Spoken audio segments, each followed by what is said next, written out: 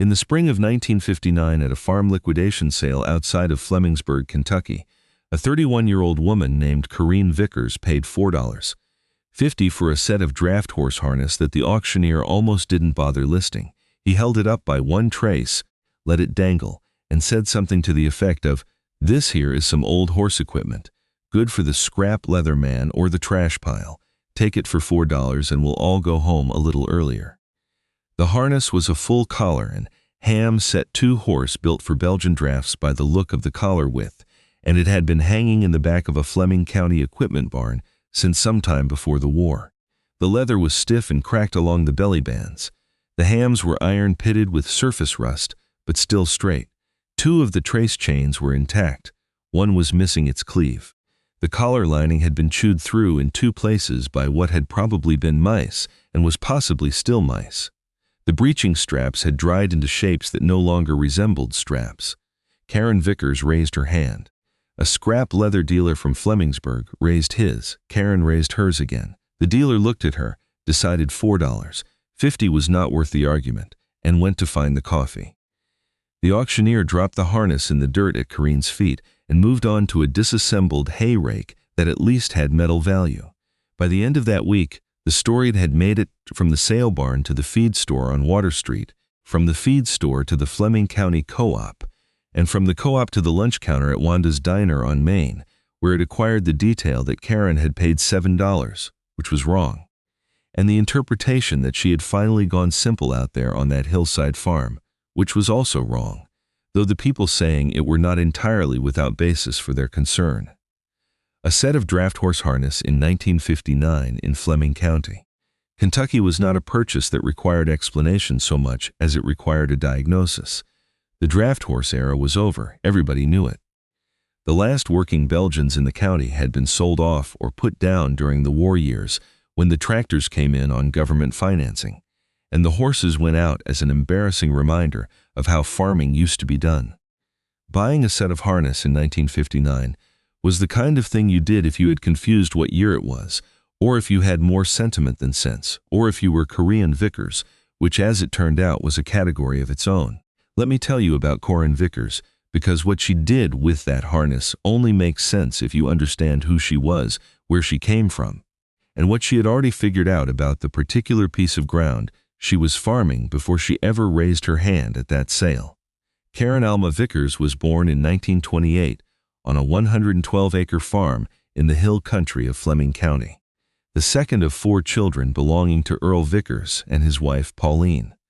Earl Vickers was a man who had grown up with horses and had never entirely trusted the internal combustion engine, not because he was ignorant of it, but because he had done the arithmetic. He ran 2 Belgian mares named Sadie and Ruth on his farm until 1949, when he finally bought a used Farmel H from a neighbor who was upgrading, and even then he kept the harness. He kept it because he said a man who sold his harness was a man who had forgotten what a hillside looked like when it was wet. Earl Vickers farmed hill ground. He farmed ground that tilted and broke and ran to hollow, ground that the county extension agent had twice suggested he might consider taking out of row crop production and putting into permanent pasture, ground that a tractor could work in dry July, but turned treacherous in April and October when the clay ran slick and the slopes ran water. He knew this ground the way a man knows a difficult animal, by its moods and its limits, and the particular way it behaved when it was frightened. He taught Karen to know it the same way. Earl Vickers was not a machinist or a mechanic in the formal sense, but he could fix anything on the farm that broke, and he had a shop behind the house with a concrete floor he had poured himself in 1934, a wood stove he had salvaged from a schoolhouse demolition in 1938, and a workbench built from 2-in oak planks that had been part of a tobacco barn floor before the barn burned. The tools on that bench had been acquired over 30 years of trading, salvaging, and occasionally buying outright when there was no other option. There was a hand-operated drill press his own father had brought from Ohio in 1901. There was a set of leather working tools, a stitching pony, a skyver, a draw gauge, a set of punches, and 3 sizes of harness needles that Earl had bought from a saddler in Flemingsburg who was going out of business in 1941. There was saddle soap in a tin that had been opened and resealed so many times, the lid no longer seated properly. There was a can of neatsfoot oil that was never entirely empty, because Earl topped it up from a larger can he kept on the bottom shelf. And the larger can was never entirely empty for the same reason. Karen grew up in that shop the way some children grow up in kitchens. She learned to punch and stitch leather before she learned long division. She learned to read the grain of a hide to feel where it would hold and where it would give. She learned that harness leather properly maintained did not rot and did not crack and did not fail, that the enemy of leather was not use but neglect, and that a set of harness that had been hanging dry in a barn for 15 years was not ruined, it was waiting. Earl Vickers taught her these things not as lessons, but as the ordinary business of a working afternoon, the way a man explains things to a child who is already holding the tool. Earl died in the winter of 1955. He left Karen the farm outright, the 112 acres, and the farmhouse and the shop behind it, because her brothers had both left Fleming County by then, one to Cincinnati and one to Lexington, and because Karen had been the one farming alongside him for the last 4 years of his life, while his heart made itself known. He left her the farm all H, which was paid for. He left her the tools in the shop, which were paid for. He left her a savings account at the Fleming County Bank with $4,200 in it, which was money he had accumulated by spending less than he made for 30 years, without exception. He left her no debt. He had considered debt the way some men consider a particular kind of weather, something that came for other people, something you stayed inside to avoid. Karen farmed the 112 acres alone from 1955 to 1959. She grew burley tobacco on the lower ground, kept a kitchen garden, ran a small beef herd on the upper pastures, and managed the hill ground as best she could with the farmal H and the equipment her father had left. She was good at it. She was not spectacular, not in the way that made people talk, but she was consistent, and she was careful. And she did not lose money in any year, which in Fleming County Hill Country in the late 1950s was a thing that required more skill than it was given credit for. She added to the savings account, not dramatically, but steadily, the way a person adds to something when they are paying attention to where every dollar goes, and have no particular interest in spending money to impress people who are not paying her bills. Now the harness. When Karen Vickers looked at that cracked and mouse-chewed collar and H set hanging in the back of the Fleming County equipment barn, she did not see what the scrap leather dealer saw. She did not see what the auctioneer saw. She did not see what the people at Wanda's diner saw when they heard the story and laughed into their coffee. Here is what she saw. She saw the north hillside of her own farm, a 30-degree slope of Fleming County clay that ran 200 yards from the upper fence line to the tobacco bottom. A slope that she had been unable to work with the farmal H for 3 of the last 4 springs, because the tractor had gone sideways on her twice in wet conditions, and she had walked away from both incidents, understanding that the third time would not end the same way. She had watched that hillside go to broomsedge and multiflora rose while the lower ground carried the operation. And she had been doing arithmetic in her head for 2 years about what it would cost to put that hillside back into production and whether there was a way to do it that did not involve either dying on a tractor or leaving the ground idle until she could afford something she could not currently name. What she could name by the spring of 1959 was a Belgian draft horse. She had been thinking about it since the previous fall when she had watched a neighbor's tractor go over a bank on a slope not as steep as hers and understood with complete clarity that the slope was the problem and the tractor was not the solution to the slope. A horse did not go sideways. A horse did not tip. A horse read the ground through its feet and adjusted, and a horse working a hillside with a single bottom plow or a cultivator could work ground that would kill a man on a tractor. She had known this since childhood. Her father had told her, and she had seen it, and she had filed it away in the part of her mind where she kept things that were true, but not yet useful. By the fall of 1958, it had become useful. She had found the horse before she found the harness. That is the part nobody in Fleming County knew, because Karen Vickers did not explain herself while she was working. Only after, and sometimes not even then. In February of 1959, 2 months before the liquidation sale, she had driven to a farm in Rowan County and paid $65 for a 9-year-old Belgian gelding named Porter, a horse in good weight and sound feet that his previous owner was selling because he was consolidating to all tractor operation and had no use for a horse he couldn't justify to his banker. She had trailered Porter home in her neighbor's stock trailer, put him in the back pasture, and said nothing to anyone. She had $65 in a horse and no harness to put on him. That is why she raised her hand at the sale. That is why she outbid the scrap leather man for $4.50. They were seeing impulse. They were watching execution. Let me tell you about the restoration, because this is where Karen proved that what her father had taught her in that shop behind the house was not sentiment. It was capital. She began in April of 1959 in the evenings after chores in Earl Vickers' shop with Earl Vickers' tools. She set the harness on the workbench under the single bulb and went through it piece by piece the way her father had taught her. Not by looking at what was broken, but by identifying what was sound. The hams were sound. The ham straps were cracked, but the buckles were good. The collar shell was intact, the leather stiff but not split, and the lining damage was confined to 2 panels that could be replaced. The traces were the best part of the set. Heavy harness leather, 5-ply, the kind of leather that had been built to last and had simply been neglected rather than destroyed. The breeching was the worst, the straps so dried and set that 2 of them snapped when she tried to flex them. But the hardware was all there, all the rings and snaps and billets, and hardware was what cost money to replace. She started with the leather. She cleaned everything with saddle soap and warm water, working section by section.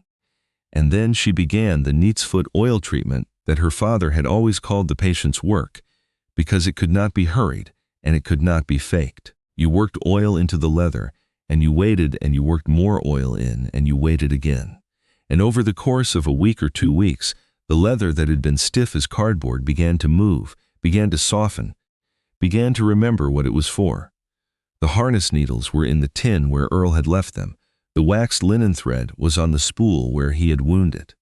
The stitching pony held the traces while she resewed the sections where the original stitching had rotted through the collar lining.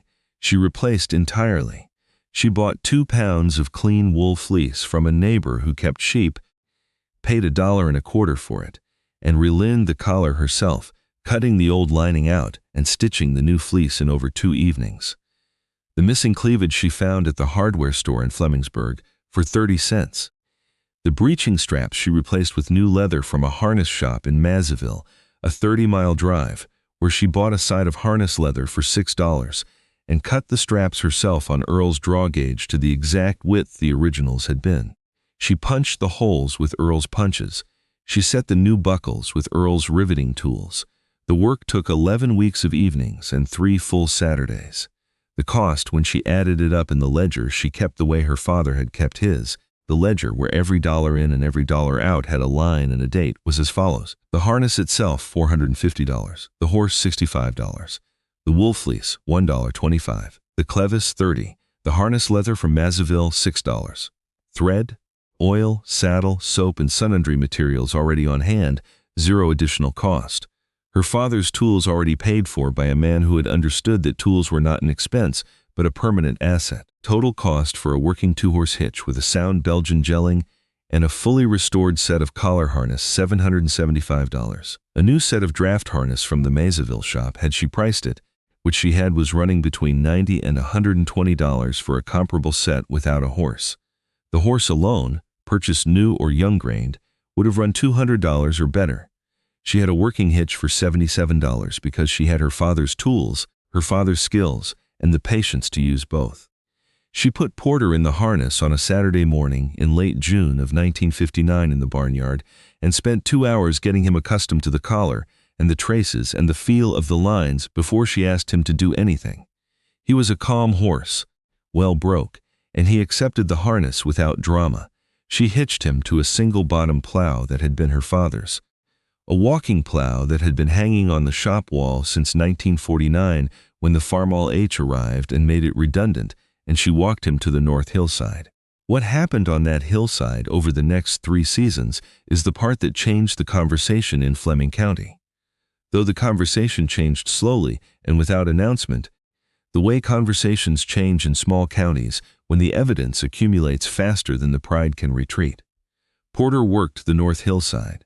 He worked it in April when the clay was wet and the slope was running water, and no tractor in Fleming County would have been safe on that ground. He worked it in rows that followed the contour of the slope, the way a horse naturally works, not fighting the grade, but reading it, adjusting his weight and his stride to the terrain beneath his feet. He worked it without compacting the subsoil the way a tractor compacted it, without the wheel slip that tore the surface and started erosion. He worked it in a silence that Karen found after years of the farmall's noise almost startling. By the fall of 1960, the North Hillside was back in burly tobacco production for the first time in 6 years. The yield was not spectacular, but it was there, and it was on ground that had been producing nothing but Broome SGE and a county extension agent's concern. By 1961, the Hillside was producing as well as any comparable ground in the operation, and Karen had expanded her tobacco allotment accordingly. Her neighbor, Raymond Poot, came to the fence line in the spring of 1961.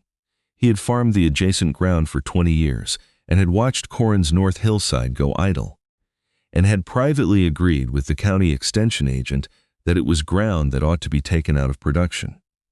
He stood at the fence with his cap in his hand and watched Porter work the slope with Korean behind the plow, and he stood there long enough that she eventually worked her way to the fence row and stopped. Raymond Poot was not a man who apologized easily or changed his mind loudly. He looked at the horse, and he looked at the harness, and he looked at the turned ground on the slope, and he rubbed the back of his neck. He asked what she had in the horse. She told him. He asked what she had in the harness. She told him that too. He was quiet for a moment. Then he said, "Your daddy would have done the same thing." Karen said, "I know it." She turned Porter back up the slope, and Raymond Poot walked back to his own tractor, and neither of them said another word about it. But Raymond Poot told 3 farmers at the Fleming County Co-op that week what he had seen. And those 3 farmers told others. And the story that traveled this time was not about a woman who had gone simple. It was about a woman who had put 30 acres of hillside back into production, that everybody else had written off with a horse and a set of harness she'd paid less than $5 for, and fixed herself with her dead father's tools. If you have ever watched a community underestimate someone, watch the laughter at the feed store and the shaking heads at the diner, and then watch the same community go quiet when the evidence came in. Stick with me because the evidence was just starting to come in. Hit subscribe so you don't miss the next story I'm telling. Let me tell you about what happened over the next 15 years, because this is where the story stops being about a horse and a set of harness and starts being about something else entirely. Karen Vickers farmed her 112 acres through the 1960s with the Farmal H on the lower ground and Porter on the hillsides, and she added to her savings account every year without exception, not dramatically. Some years $300, some years $1, $200, depending on the tobacco market and the weather, but always something, always more in than out, always the ledger showing a surplus at year's end. She bought a second Belgian in 1963, a mare she named after her mother, and expanded the hillside acreage under cultivation by another 18 acres. She bought a used corn planter in 1965 and adapted it for horse-drawn use with modifications she designed herself in the shop using her father's drill press and a set of steel bar stock from the Flemingsburg implement dealer.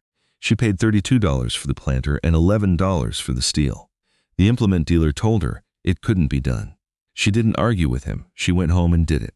By 1968, Karen Vickers had a savings account balance of $22,400. She had no mortgage, no equipment loans, no operating line of credit. Her expenses were taxes, seed, fertilizer, fuel for the farm, all and feed for the horses during the months when they weren't on pasture. The horses earned their feedback in work that no tractor in her price range could have done safely. The harness she maintained herself every winter in Earl Vickers's shop with Earl Vickers's tools, and the leather she had restored in 1959 was still sound in 1968, still supple, still holding its stitching because leather properly maintained does not fail. You know what happened in the late 1970s and into the 1980s. You know about the interest rates which climbed to 18% and stayed there long enough to destroy the arithmetic of every farm operation that had borrowed money to expand during the good years of the early 1970s, when the grain prices were high and the bankers were generous, and the advice from every extension office and agricultural economist in the country was to get big or get out. You know about the commodity prices that fell while the debt payments stayed fixed. You know about the land values that had been used as collateral for the expansion loans and then dropped 40 and 50% and left farmers owing more than their land was worth. You know what that did to farming counties across Kentucky and across the country? In Fleming County between 1980 and 1986, 11 farms went to auction, not equipment auctions, farm auctions, the kind where everything goes, the land and the buildings and the equipment and whatever dignity a family had left after the bank sent the letter. Karen knew most of the families. She had bought feed from their fathers and sat behind them in church and waved to their children at the county fair. She watched what happened to them, not with satisfaction, not with the vindication of someone who had been right and wanted credit for it, but with the quiet sadness of a person who understood exactly how it had happened and could not have stopped it, even if anyone had asked her to try. They were not bad farmers. They had not been careless or lazy or foolish in any simple way. They had borrowed money when borrowing money was what everyone was doing. When the system was designed to encourage it and the people running the system were telling them it was the path to a viable future. They had built their operations on borrowed money, and then the borrowed money had turned on them, the way borrowed money eventually does. Karen's expenses in 1982 were taxes, seed, fertilizer, fuel for the farm, and feed for the horses. They were the same expenses she had carried in 1962. They didn't change. They couldn't change. There was nothing to cut because she had never added anything that required a payment.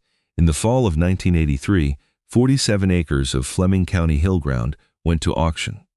It was the north portion of Raymond Poutit's farm, the ground adjacent to Karen's east fence line, the ground Raymond had farmed for 30 years before the expansion loans he'd taken in 1974, and 1977 caught up with him and the bank exercised its option. Raymond was 61 years old, and he was not at the auction.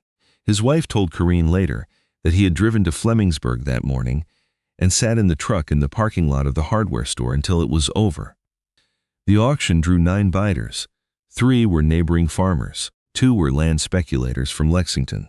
1 was a farm credit corporation that had been buying distressed land across the bluegrass for 2 years. Karen Vickers was the 9th bidder. The opening bid was $400 an acre. The land was worth $600 in a normal market, but this was not a normal market, and everyone in the auction yard understood that. The bidding moved in $20 increments. The Lexington speculators dropped out at $480. 2 of the neighboring farmers dropped out at $500, which was the limit of what they could finance. The Farm Credit Corporation bid to $540 and stopped. Karen Vickers bid $560. The auction yard went quiet. Not the ordinary quiet of a pause between bids. The other kind.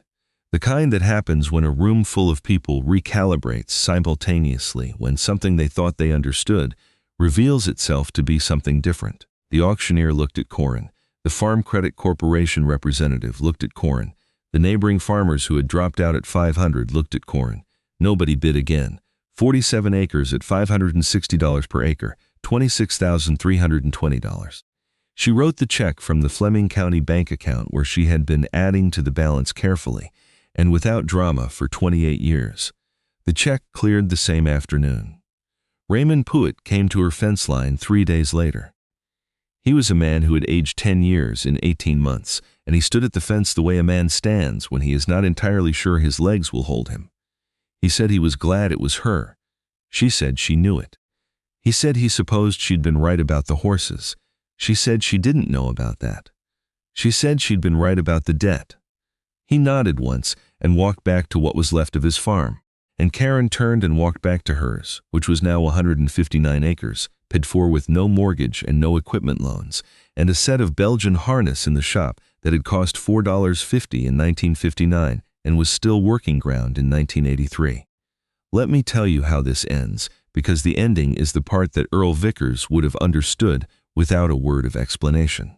Karen farmed the expanded operation through the rest of the 1980s and into the 1990s, and the horses worked the hillsides, and the Farmel H eventually gave way to a used diesel that she bought in 1979 for cash, and the ledger in the kitchen showed a surplus every year. And the savings account grew in the way that savings accounts grow when you have no debt service and moderate expenses and the patience to leave the money where it is. She never bought anything she couldn't pay for. She never borrowed money for operating expenses. She never confused the bank's willingness to lend her money with a reason to borrow it. In 1991, her niece Darla came to live on the farm.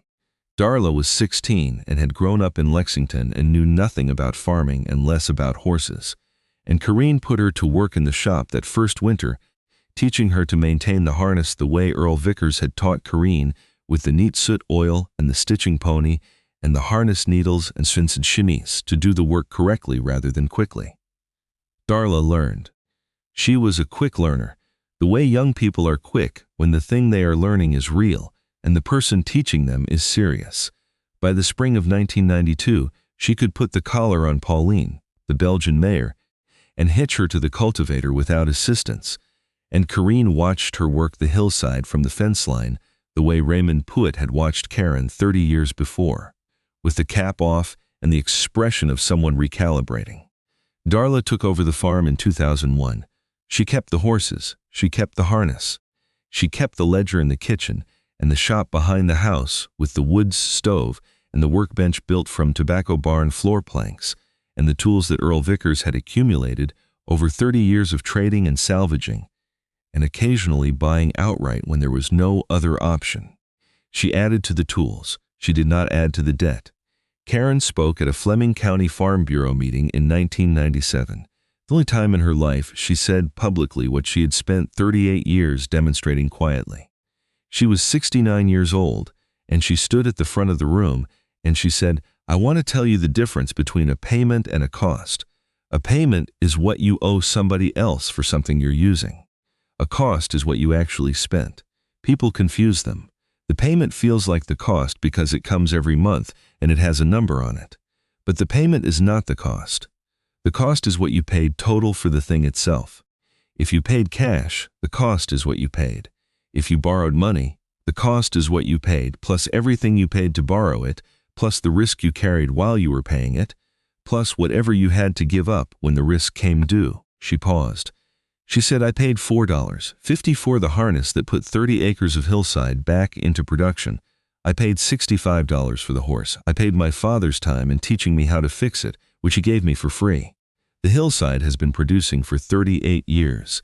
She sat down. The room was quiet for a moment. Then it wasn't. What do you see when you look at a set of cracked, mouse-chewed, stiff as cardboard draft harness hanging in the back of a sale barn in 1959?